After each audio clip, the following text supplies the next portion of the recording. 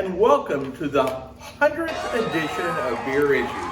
My name is Matt Bruckert, and I'm coming to you live today from Casa de Bruckert for part 2 of the keg edition of Beer Issues. So today we're going to be having one of my favorite styles of beer. It's from Oviedo Brewing Company. It's the Isolationistic, which is actually kind of perfect considering we are in the middle of a pandemic. So the Isolationistic is perfect because it is a Belgian style quad, or quadruple, as you might say, or also known as a Grand Cru. So we're going to be sampling this today right from the kegerator. So I'm going to go ahead and pour it. And while I do, we're going to kind of just talk about Belgian quad, what a Belgian quad is, taste profiles and things like that. So give me 1 second. Let me get this thing going here. Pouring a little bit slow here. There we go. Now we're going good. All right. So what I was trying to do is I was trying to get a little bit of head on there because it was pouring so smoothly. It wasn't getting the amount of head necessarily to bring out the perfect flavor. So we're having this in a Scaldus glass, which is Scaldus is a great Belgian, they make a great Belgian quad and a great Belgian Christmas ale, one of my favorites. I frequently get a keg of it during the Christmas time. But anyway, let's get back to the beer we're talking about. Now, since this is the 100th edition, it's a very special episode.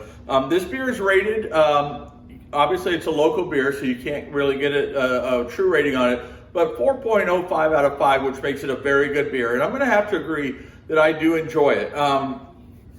They originally brewed this beer for their 1-year anniversary, which is already come and gone, which is sad because I was really excited about attending the 1-year party, but it was during the lockdown when all the bars were closed. So it's kind of unfair to them and kind of unfair to all the people who would have liked to have enjoyed the 1-year party. But anyway, not a big deal. I do also know, and this is just a little known fact, is this beer, they also did it in a bourbon barrel. So they have a keg, a wood bourbon barrel that they put filled up with this beer. So that's waiting to be consumed at some point, and I can't wait. I've actually thought about just going and grabbing it and carrying it out, but they probably wouldn't appreciate that. So anyway, this beer, when you talk about a Belgian quad, what is a quad, right? I mean, they have a blonde, a double, a triple, and then a quad. And quad is really not an official name for a beer, although it kind of became one. And in the U.S., it's used a lot more frequently than overseas.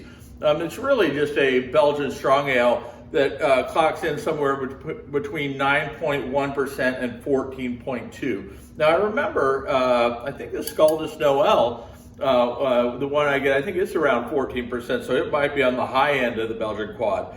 They usually come in an amber to dark color. This is more of like an amber, copper, reddish color. Usually we'll have caramel, dark sugar, and it's like a malty sweetness. So even though it's really packed with alcohol at 10.8% alcohol by volume, it has a sweetness to it that makes it not taste quite that strong. Although you do get a boozy warmth when you drink it, the sweetness kind of smooths it all out along with the malts. It's not a hoppy beer at all, so if you're somebody who's looking for a hop, this is not your beer. It's a Belgian beer. And what makes a Belgian beer really delicious is a really good Belgian yeast, okay? Now, I'm going to talk about this beer a little bit more, but I'm going to go ahead and smell it. And I'm going to see what kind of smells we can get out of this beer, because usually you get a lot of wonderful smells.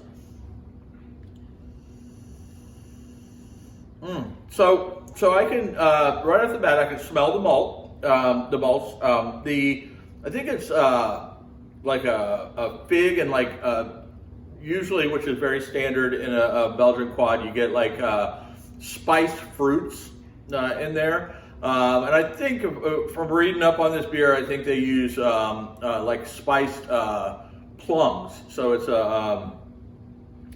plums, fig, and then like the caramelized sugars, which is what kind of rounds out this particular beer. Now they use a little bit different yeast not your standard Belgian yeast. So it's not quite, doesn't have quite that perfection on the yeast in it, but it's still a good yeast that they use. It's just not the standard Belgian yeast that gives that strong. I think Belgian yeast gives all the Belgian beers a unique flavor, but this is really good. Nolan, the brewer, did an excellent job on this beer, and I luckily for me, I got to examine this beer from shortly after they brewed it. I was lucky enough to get to taste a little sample shortly after that before it was ready. And then a while longer down the road, I tasted it again. And then I think a while longer after that, I got to taste it again while it was, getting ready. Because it does take a little bit of time that the beer needs to sit before it's ready. So I drank the beer through all the stages, and I think that they pulled it out at the perfect time. I think it's a very delicious beer. It's a very drinkable 10.8% beer. A lot of times when you get into the high octane beers, they get to their, boozy, they don't taste right if they're not done right, but they did this right, and it's a very good beer. So I'm gonna go ahead and sample it instead of talking about beer. I'm just gonna drink it.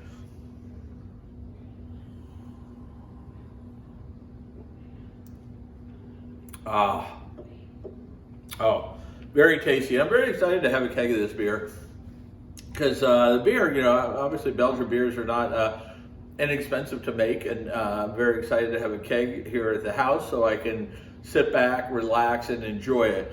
Because this is a beer that's just meant for sipping. You just sit around, relax, enjoy the beer.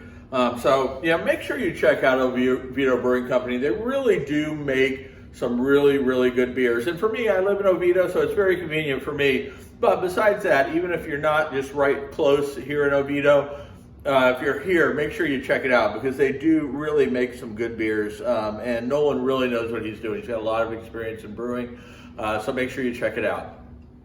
If you enjoy this, make sure you tell all your friends, all the family, so they can enjoy the great time we're having sitting around drinking beer. If you want any cool merchandise like this cool hat, I've got the coolest Beer Issues phone case. We've got shirts, you name it. Anything Beer Issues you can find at shop.beerissues.com. And you can thank my son because he created that store. He's kind of awesome that way. And then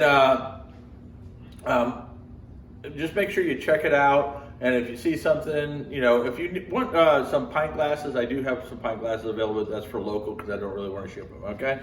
And as my wife likes to say, I have beer issues.